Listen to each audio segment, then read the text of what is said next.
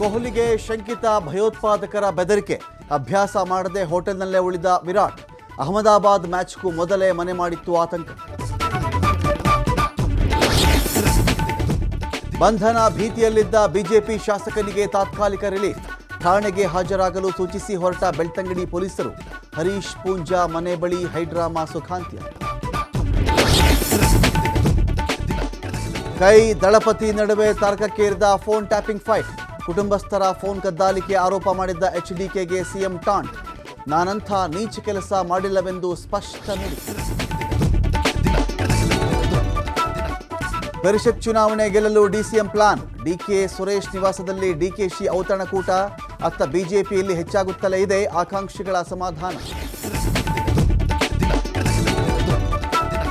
ಬೆಂಗಳೂರು ಮಳೆ ಹಾನಿ ಮಾಹಿತಿಗಾಗಿ ಖುದ್ದು ಫೀಲ್ಡ್ಗಿಳಿದ ಸಿಎಂ.